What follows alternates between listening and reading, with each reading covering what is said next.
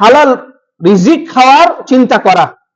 হারাম খায় যদি আপনি ইবাদত করেন, সেই ইবাদত কবুল হবে না, সেটা সিয়াম হোক, সালাত হোক। হারাম খেয়ে আপনি যদি ইবাদত করেন, সেই ইবাদত আল্লাহর দরবারে কবুল হবে না। এর জন্য ভাইরা, হালাল খুবই গুরুত্বপূর্ণ। আল্লাহ তাআলা কোরআনে বলছে, ইয়া আইয়ুহান নাস কুলু মিন তাইয়্যিবাত, ও হে লোক সকল, তোমরা হালাল থেকে ভক্ষণ করো। আপনি যদি হারাম খায় রোজা রাখেন, সেই হারাম ওই রোজা আল্লাহর দরবারে কবুল হবে না। কেউ যদি সুদের সাথে জড়িত থাকেন, ছেড়ে দেন। সুদ হারাম, সুদ হারাম, জঘন্য পাপ।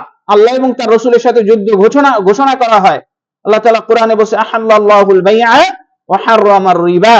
আল্লাহ তাআলা ব্যবসাকে হালাল করেছেন, সুদকে হারাম করেছেন। এর জন্য অনেকে সুদের সাথে জড়িত আছে, তাই না? এর জন্য সুদকে ছেড়ে দেন। সুদ যদি সুদের সাথে জড়িত হন, আপনার জীবন ধ্বংস হয়ে যাবে, আপনার ঈমান আমল সবই নষ্ট হয়ে যাবে আস্তে আস্তে। এর জন্য সুদের সাথে জড়িত হওয়া যাবে না। এরপরে ঘুষ, তাই না? ঘুষ নেওয়া, তাই না? আমাদের অনেকেই এটার সাথে জড়িত, তাই না? এর জন্য এই ঘুষ থেকে দূরে থাকতে হবে, এটা হারাম। আর-রাশি ওয়াল মুরতাশি কিলাহুমা ফিন-নার, যে ঘুষ গ্রহীত এবং ঘুষদাতা উভয়ই জাহান্নামে যাবে। কেন? এটা কবিরা গুনাহ। এর জন্য ঘুষ দেওয়া যাবে না, ঘুষ নেওয়া যাবে না, হারাম টাকা।